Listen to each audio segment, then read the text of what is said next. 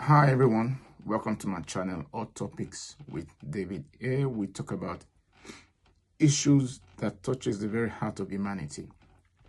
And today I want to talk about a very disturbing issue, and that is around the UK immigration system, which obviously a lot of people had assumed or based on their experience have concluded that it is broken at the moment. And perhaps you will agree with me that it is indeed broken, or it is indeed F-U-C-K-E-D, after you've had the story of the young man I'm going to be sharing with you. A lot of people have said that the UK immigration system is skewed against the immigrants, mostly, the black folks from Africa, who oftentimes are the ones that end up with this very bad experience. So, how the UK immigration system has actually treated them. Quite recently, I was looking at a report by The Times in the UK. And what, they found out was quite disturbing. It says that the report says that the recent report indicates that the UK's asylum system is facing significant challenges due to a substantial backlog of applications. As of October 2024, which is just 3 months ago, there were approximately 225,000 pending asylum claims. This backlog has been attributed to factors such as insufficient government budgeting for asylum processing and a lack of adequate staffing. The Home Office has faced criticism for its slow processing rates, which have fluctuated significantly, dropping from 14,000 cases in April to that is 14,000 cases that they would normally treat every month. This has dropped significantly to 3,000 in June. So you can see the huge difference. 14,000 cases being handled as at June or as at April, and then by the month of June, which is about 2 months down the line, it has dropped significantly by 3,000, and then before rising again to 11,000 per month. Now, when you look at these 225,000 pending asylum cases, that is just asylum cases alone of people who probably came in maybe through the sea, the boat, the people smuggler, and the rest of them. Now, and that is aside the applications of those who are already in the system, people who went through the route of the FLR and the likes.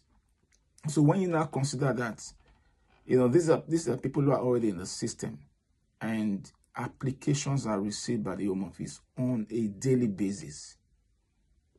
And it's not as if these applications, really comes cheap. So you can imagine that if these applications are received on a daily basis, in addition to the 225,000 pending asylum cases, so that puts a lot of pressure on the Home Office.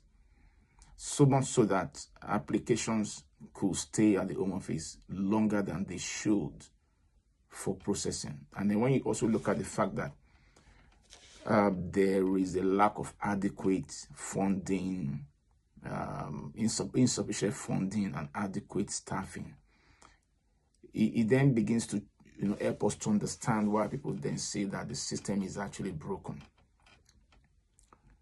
Perhaps the case of the young man I spoke about earlier on that I'm going to talk about will help to shed further light on the brokenness of the system, which unfortunately, was not like that before. To put in an FLR application, say family life, further leave to remain on the basis of family life, marriage, and the rest of them, like I said earlier on, doesn't come cheap. You will end up paying almost about £4,000 because the cost of the NHS health surcharge that you will pay currently for 2.5 years of further leave to remain will cost you nothing less than £2,587.50, in addition to the application fee, which is £1,258. When you put that together, you're looking at almost £4,000 that you have to cough out to pay for your application to the Home Office. And usually before, they have a standard time of, say, between 0 and 6 months. So it means that sometimes within 3 months or 4 months, you can get a decision, or at most the 6th month, you can get a decision on your application. But today, the brokenness of the system has meant that there is the standard period of 6 months is no longer in existence. The Home Office has now said that standard time is 12 months or more, which means when you put in an application, it may not even come out in a year. You may even have to wait, 13, 14, 15, 16 months.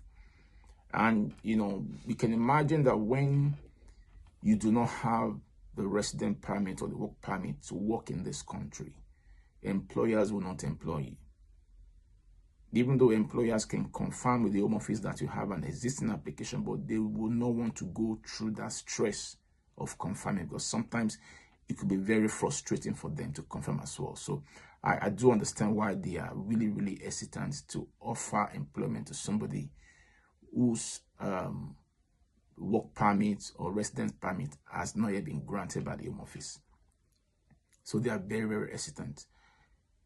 So you can imagine, for somebody who do not have work permit or resident permit, and they are in this country, and they are meant to be paying bills every month, they are meant to be paying their rent every month, it puts a lot of pressure on them.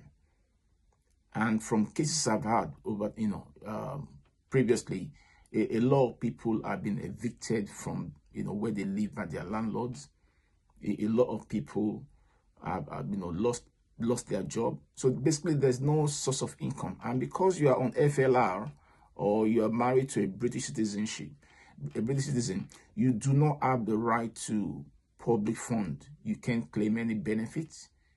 You can't claim any support whatsoever from the government. You're just on your own, which puts people in a very, very vulnerable position. It puts people in such a position where they are frustrated, where they are depressed. Sometimes they have, it sort of sends them, into some kind of mental state that if you're not really strong, then you may not be able to come out of it or even deal with it. So, and that's why I say it's quite pathetic that the brokenness of the UK migration system, is badly affecting, the immigrant more than ever before. Now, going back to the case of the young man I mentioned earlier on, before I go forward, I would appreciate if you can like this video, if you can share it to your friends and family. Perhaps they can learn 1 or 2 things as well. If you can also subscribe to support us to bring you more relevant content going forward. So this gentleman talking about put in his application last year, October, just a month before his existing work permit expired, a month before, thinking that, well, within 4, 5 months, 6 months, then he will be able to get a new one and then carry on working. But unfortunately, since October last year, this application has not yet been decided. And in the course of it, because this young man used to work with with an IT consulting firm,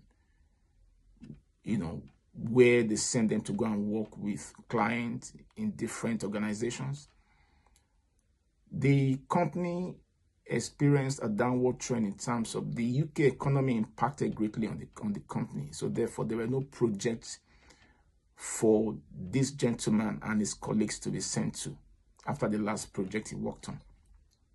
And besides, most of the clients of the consulting firm were outsourcing their job to,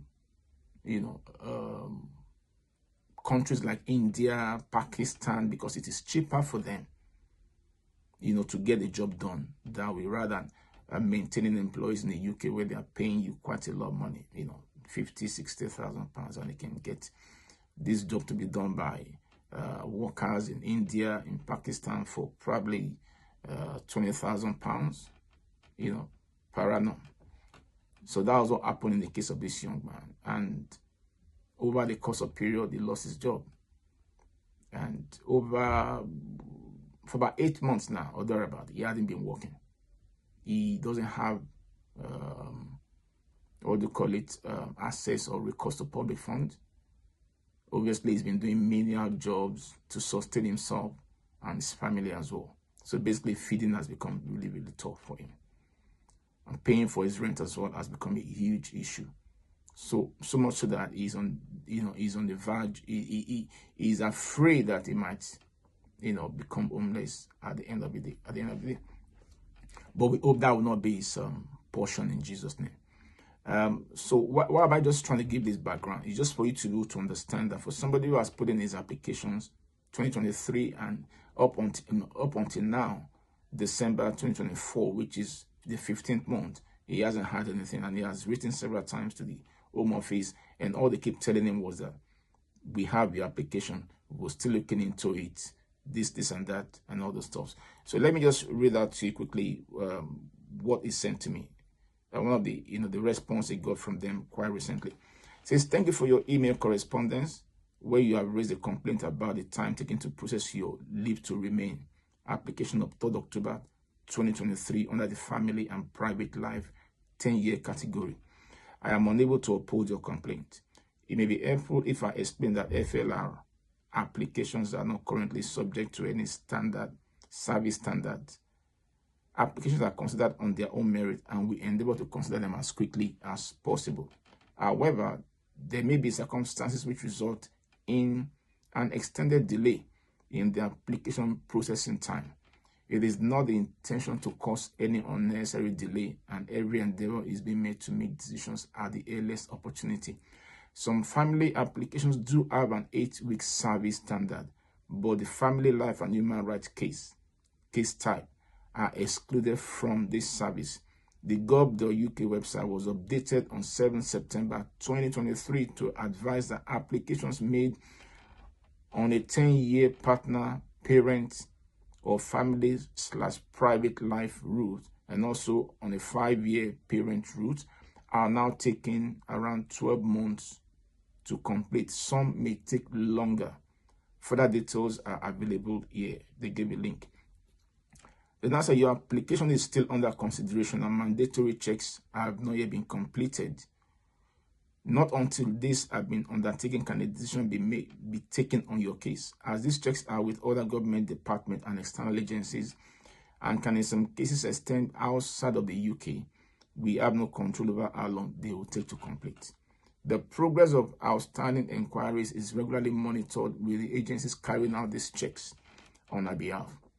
It is only when we have the result of the inquiries that we can reach a decision on whether LTR should be granted. As we do not ourselves carry out these checks, we cannot therefore be sure how long they will take in each case. And let me just jump to somewhere. They now said,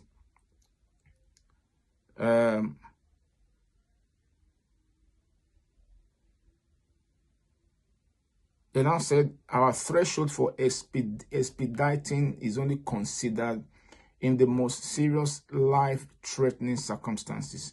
We normally only accept a request to expedite an application ahead of others in situations such as where a customer needs to travel to attend a close relative's funeral abroad or to attend to a severely ill relative overseas who requires one-to-one care that cannot be provided by another individual.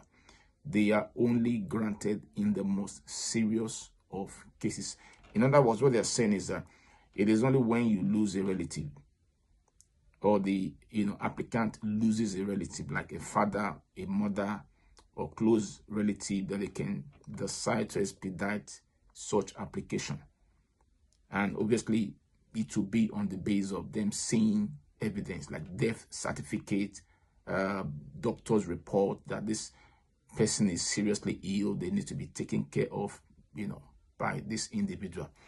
It is only on that basis they can expedite such applications. Now, what they're saying is that they can override the checks by these external agencies